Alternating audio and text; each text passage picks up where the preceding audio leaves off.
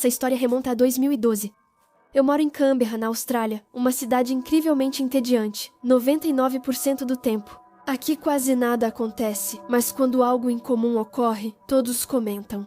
Eu tinha começado o primeiro ano no colégio, equivalente ao fim do ensino médio. Aqui, os 2 últimos anos são cursados em uma instituição separada para alunos de 16 a 18 anos. Eu era a melhor em inglês da turma, por isso entrei em um grupo de alunos talentosos. Uma turma experimental de apenas 6 ou 7 estudantes, liderada pelo vice-diretor em pessoa. O conceito era revolucionário na época. Nada de cadernos, nada de livros, nada de folhas. Tudo tinha que ser feito digitalmente nos nossos iPads pessoais. Eu odiava isso. Apesar da turma ser pequena, não lembro de muitas pessoas. A maioria dos alunos não tinha graça e eu preferia ficar na minha, já que perdi meus antigos amigos do ensino médio. Eu sempre me sentava ao lado de outro garoto, ainda mais discreto que eu. Vou chamar ele de Jimbo. Ele nunca dizia nada. Eu às vezes era chamada a atenção por contrariar o professor, mas o Jimbo, ele ficava calado. Sempre na mesma postura, largado na cadeira, mexendo no iPad e com um olhar distante. Um dia, sem motivo, a conversa na aula mudou para nossos animais de estimação. Jane falava do gato, Bob dos cachorros, todos falavam dos seus. Eu até falei o que era raro para mim. Jimbo, por sua vez, não disse uma palavra, só ficava rolando a tela, impassível. Algumas semanas depois, fiz novos amigos fora da classe, mas Jimbo nunca mais voltou. Uma ausência, depois outra, e depois de várias semanas, ele tinha desaparecido completamente. Perguntei ao professor assistente para onde ele foi. Esse homem me detestava e apenas revirou os olhos antes de me ignorar. Eu sabia que ele era desagradável, então não insisti, mas fiquei curiosa. Em Canberra, um aluno não desaparece sem motivo conhecido. Compartilhei isso com meus novos amigos, e um deles, Jerry, pediu para conversar em particular. Jerry sempre brincava, era engraçado e nunca levava nada a sério. Desta vez ele tinha expressão séria. Quando ele começou a falar, percebi que algo estava errado. Jerry e Jimbo eram amigos no antigo colégio. Ele me contou uma história das férias de verão. Quando foi à casa dele, Jimbo derramou um copo de leite na cozinha. Jerry riu, achando que não era nada, mas Jimbo o obrigou a limpar ele mesmo, sendo que ele não tinha feito nada. Jerry se virou para pegar um pano de prato, e quando se endireitou, Jimbo estava com uma faca em sua garganta. Ele o forçou a limpar sob a ponta da faca. Fiquei calada, mas Jerry disse que o pior ainda não tinha acabado. Não era isso. Era isso que ele tinha no iPad dele, o mesmo iPad que ele usava na sala de aula. Ao meu lado, Jerry me explicou que tinha encontrado dezenas de vídeos de Jimbo cercado, fazendo coisas inimagináveis, atos horríveis com animais, principalmente cachorros. Não posso descrever os detalhes, vamos apenas dizer que era do nível de um BTK, mas sem vítimas humanas. Jimbo roubava cachorros dos quintais, ou atraía cães de rua, ele filmava tudo. Um professor do colégio, cujos cachorros enlouqueciam toda noite, certa vez viu Jimbo rondando seu quintal. Perto da escola, havia um grande terreno baldio, onde meus amigos e eu, às vezes fumávamos um baseado. A gente se sentia isolado lá, protegido pelo mato alto. Era nesse campo que Jimbo fazia seus experimentos, seu território de caça. E eu, sem saber, tinha me sentado do outro lado dezenas de vezes, a apenas algumas centenas de metros das atrocidades dele. O iPad dele, aquele que ele sempre carregava, ficou a menos de 30 centímetros de mim durante semanas. Ele passava as imagens calmamente, enquanto éramos 7 naquela salinha de aula. E ele sabia que todos nós tínhamos animais. Ele sabia que cada um de nós tinha, se não cachorros, então gatos. Ao revistar o iPad dele, a polícia encontrou uma espécie de lista de desejos. E o primeiro objetivo escrito nela, acima de todos os outros, dizia: passar para os humanos. Pelo que eu soube depois, Jimbo foi condenado por crueldade contra animais, e desde então, ninguém nunca mais ouviu falar dele. Hoje tenho 25 anos, mas essa história aconteceu há cerca de 8 ou 9 anos, quando eu tinha 16 ou 17 anos. Sou de um vilarejo e estudava o ensino médio na cidade grande mais próxima, a 40 quilômetros de casa. Como o transporte público era péssimo, eu não tinha como voltar para casa, a menos que alguém viesse me buscar, ou então eu teria que andar 4 quilômetros. Por isso, eu ficava no internato durante a semana e só ia para casa do fim da sexta até domingo à tarde. Meu namorado, de outra cidade, também estudava lá. Todo domingo, ele chegava de trem e eu o esperava antes de irmos ao dormitório. Eu esperava por ele por 1h30. Aquele dia não tinha nada de especial. Sentada no meu lugar de sempre no andar de cima da estação, eu via todo o saguão principal abaixo. Estava de fones, celular na mão, só passando o tempo. Percebi uma mulher em situação de rua vagando pela estação. Ela parava, olhava ao redor e seguia. Nada anormal, muita gente é assim nesse bairro. O tempo passava e eu estava no celular quando vi a mulher se aproximar. Não prestei muita atenção. No início, ela parecia falar com outras pessoas próximas, talvez pedindo algo. Alguns instantes depois, ela estava bem na minha frente. Eu levantei os olhos, ela me encarava fixamente. Seu olhar era estranho, vidrado, quase vazio, como se estivesse sob efeito de drogas. Ela cambaleava, com roupas e rostos sujos, enquanto uma substância esverdeada escorria da boca. Ela usava um casaco grosso, uma calça cinza, botas pretas e uma mochila surrada. Ela devia ter uns 40 anos, talvez menos, difícil de dizer. Eu via os lábios dela se movendo, falando, mas não entendia, então tirei meus fones. Desculpa, pode repetir? Ela ficou em silêncio, só me encarando, sem dizer nada. Eu não estou te ouvindo. Ela voltou a resmungar com voz indistinta, enquanto a mão direita deslizava para o bolso do casaco. Ela remexia lá dentro, devagar, e eu a observava, me perguntando se ela procurava moedas, um cigarro ou sei lá o quê. Baixei os olhos para a mão dela e, então, ela tirou um pedaço de vidro, um caco afiado, com uns 15 centímetros de comprimento, que ela levantou suavemente sob o casaco. Segurava pela base, com a parte afiada voltada para mim. Meu coração começou a bater muito rápido. Olhei nos olhos dela. O que você quer de mim? Perguntei com a voz trêmula. Ela não respondia, murmurava mais alto e seus gestos eram cada vez mais bruscos. De repente, ela avançou, levantou o braço e tentou enfiar o vidro no meu pescoço. Só consegui me levantar rápido e empurrá-la forte. Mas você tá louca? Eu gritei. Ela resmungava mais alto, furiosa, com palavras incompreensíveis. Peguei minha bolsa sem desviar o olhar. Ela continuava com o copo na mão, apontando para mim e me encarando com loucura. Me deixe em paz, vá para o inferno, gritei. As pessoas pararam e nos observavam. Corri para a saída e do lado de fora vi 2 policiais em patrulha. Senti um grande alívio. Me aproximei deles, sem dizer nada, preferindo simplesmente ficar por perto. Pouco depois, a mulher também saiu. Ela me olhava furiosa, mas eu já não via o vidro na mão dela.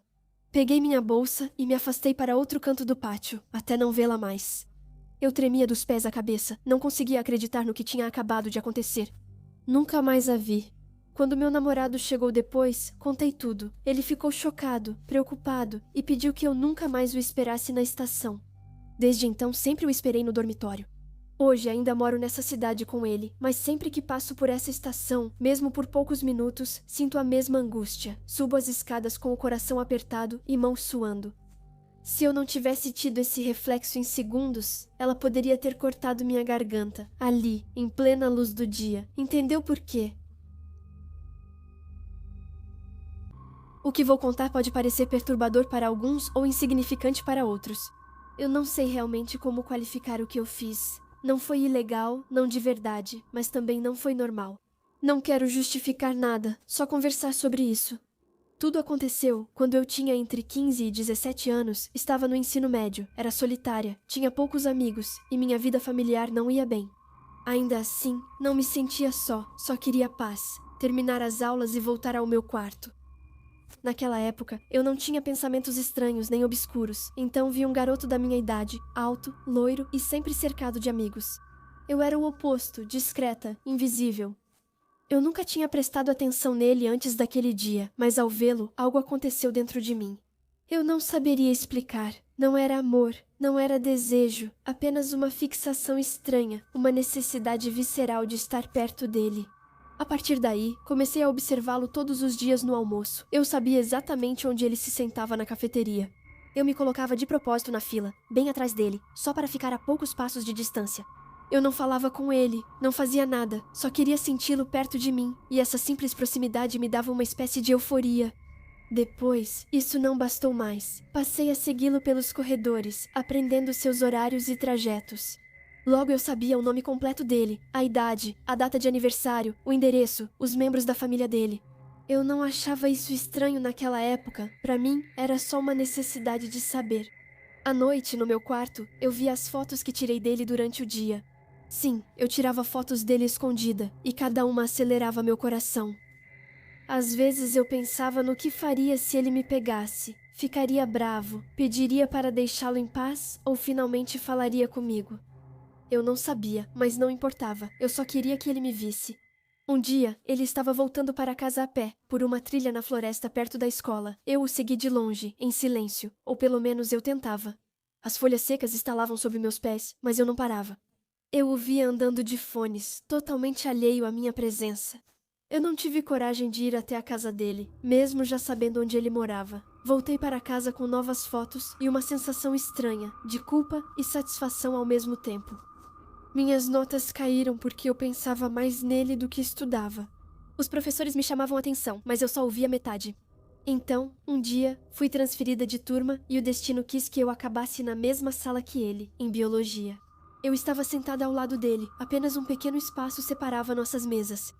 Eu não conseguia acreditar. Era como se tudo tivesse levado àquele momento. No começo, eu não tinha coragem de falar com ele, mas às vezes ele me olhava, e eu também olhava para ele. Trocas de olhares que me deixavam completamente paralisada, de tanta excitação e medo. Um dia, tive coragem de pedir ajuda a ele sobre minhas anotações das aulas.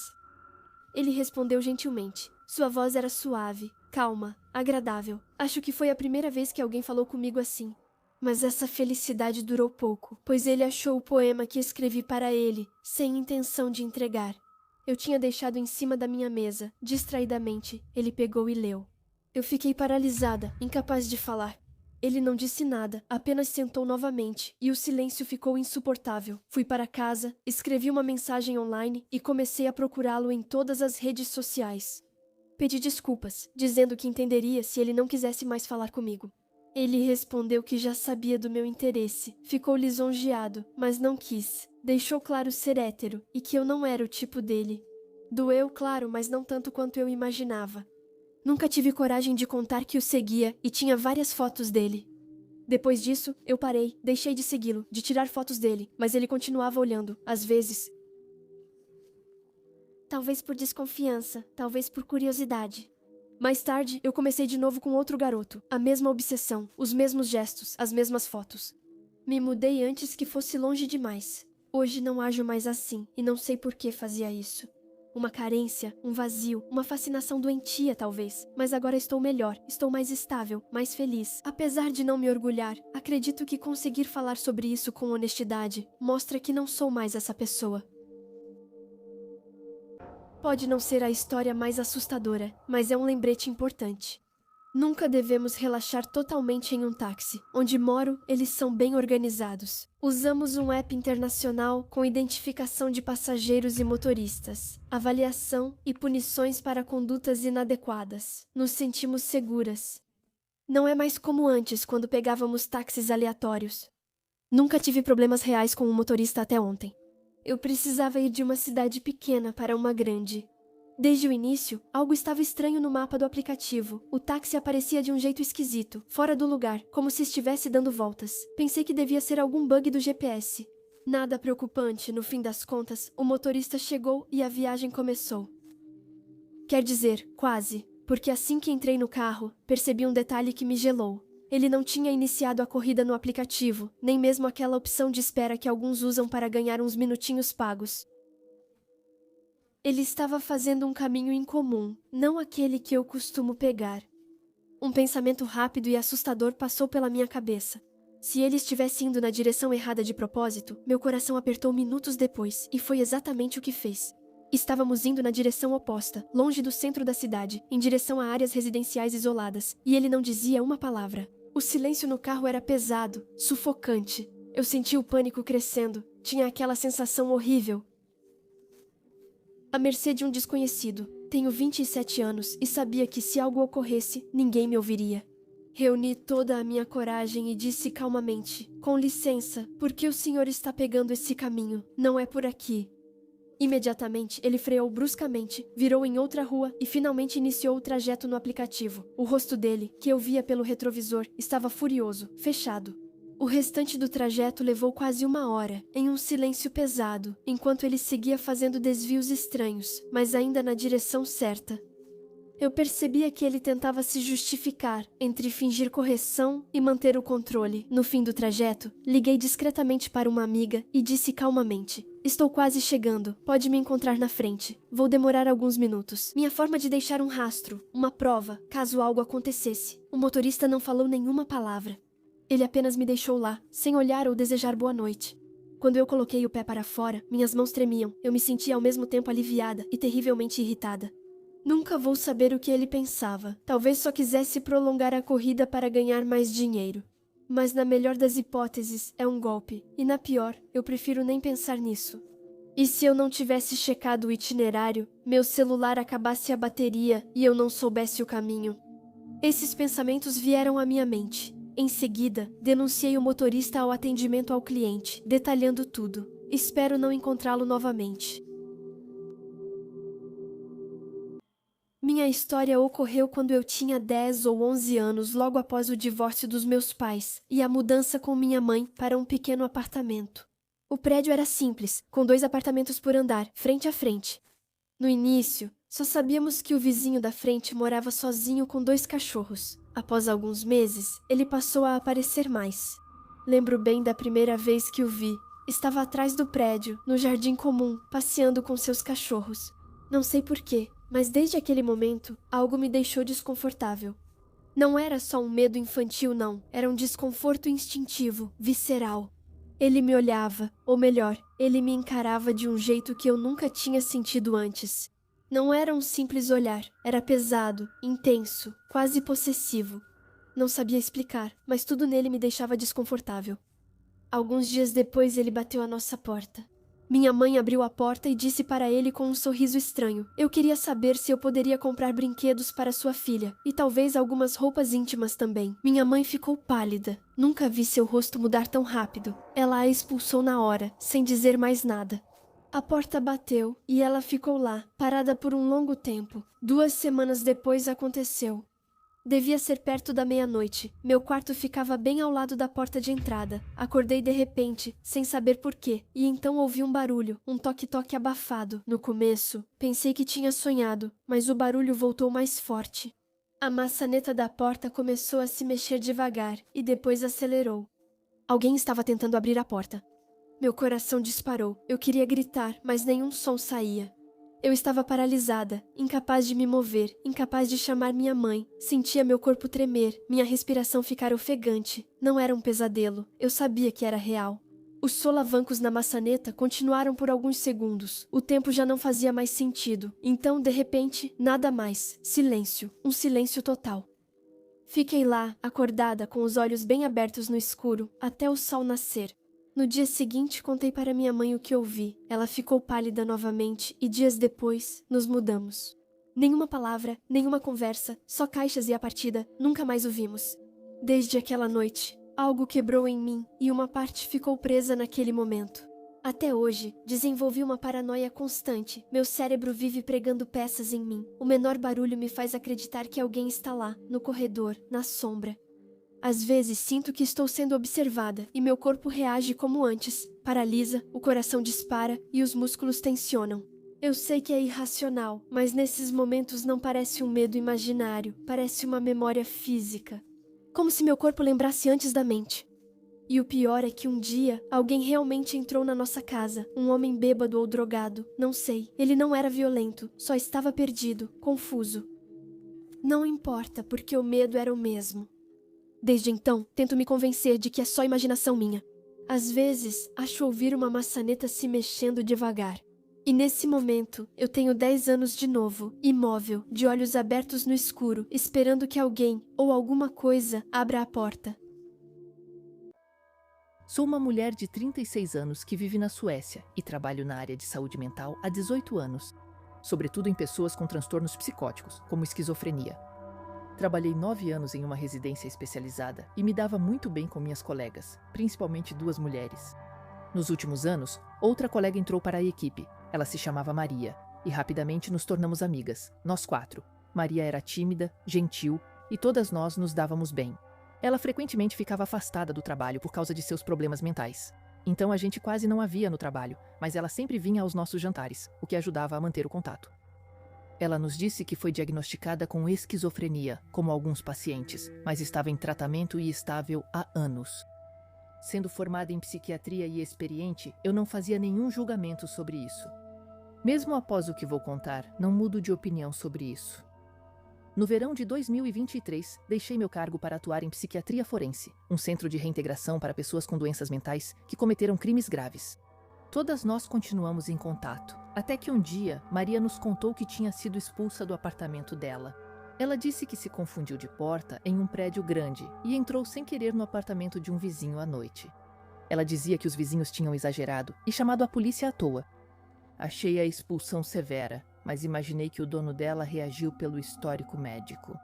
Na Suécia, ser expulso te coloca na lista negra e dificulta muito conseguir outra moradia. Ela me perguntou se podia vir morar comigo. Disse que estava literalmente na rua. Sem pensar, eu disse sim. Sempre tive dificuldade em negar e priorizar a mim mesma.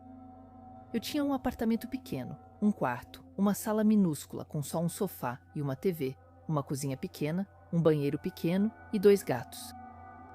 Maria aceitou dormir na sala. Eu propus colocar uma cama no lugar do sofá, mas ela recusou.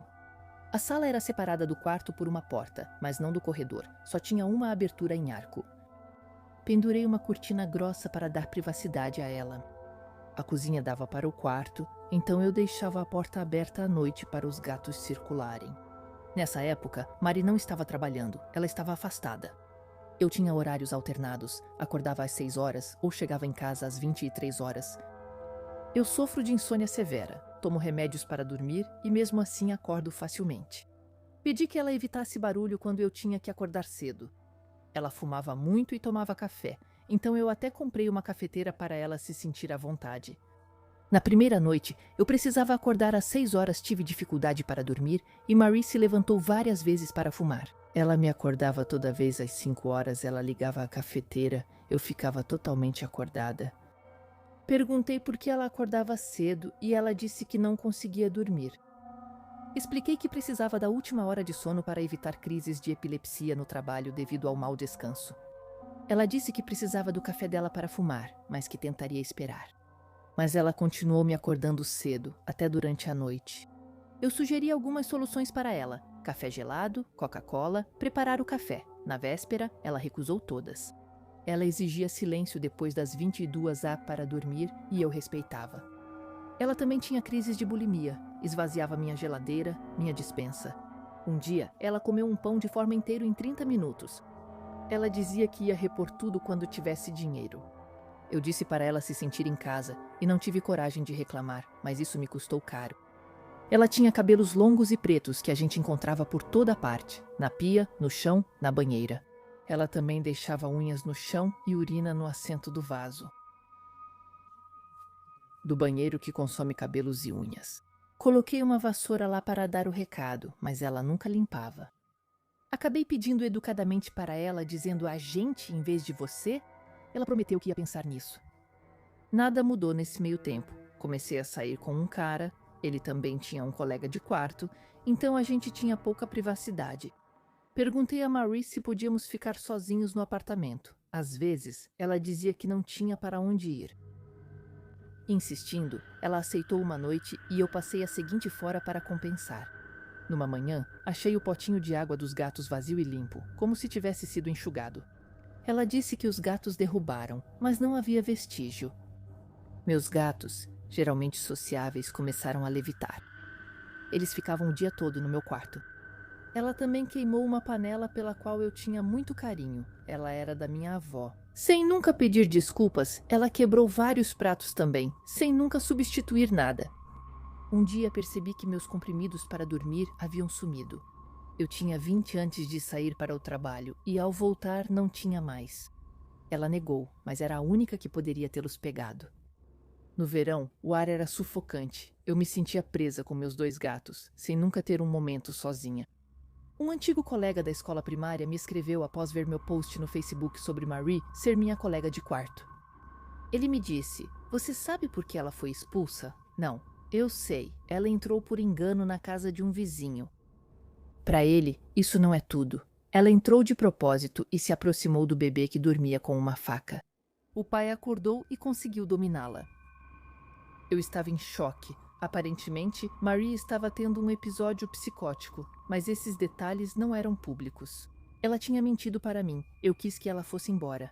Mas na Suécia, havia um aviso prévio de 30 dias. Eu sabia que um confronto direto viraria um pesadelo.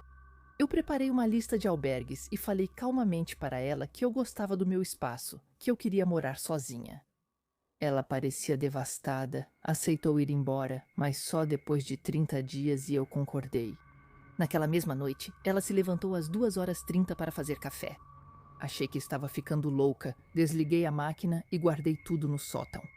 Na noite seguinte, ela esquentou o café numa panela, eu guardei a panela também.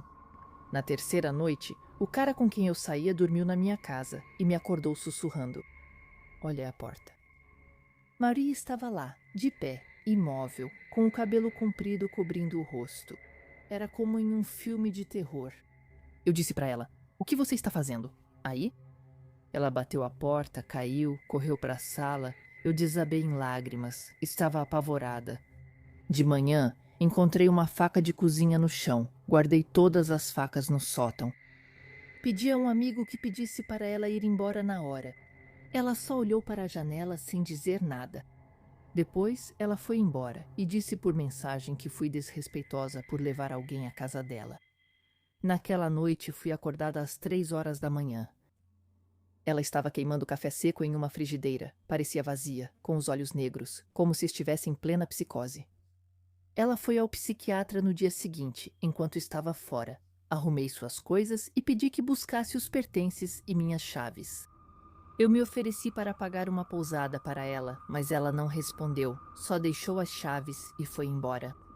Colegas disseram que ela se mudou para a casa de um cara, estava melhor e voltou a trabalhar. Mas em janeiro, ela ligou para uma ex-colega dizendo: tudo tem que queimar, eu preciso salvar o bebê. Ela incendiou o próprio apartamento, recusou ajuda e jogou álcool nas chamas. Ela foi presa e julgada por incêndio criminoso agravado. Ela está internada por muito tempo, talvez para o resto da vida. Ironia do destino, ela talvez fique internada. No hospital onde trabalhamos juntas, soubemos que ela havia interrompido o tratamento, o que explicava seu comportamento. Frequentemente penso no que poderia ter acontecido comigo, ou com meus gatos se ela tivesse ficado, ou se eu tivesse dormido mais profundamente.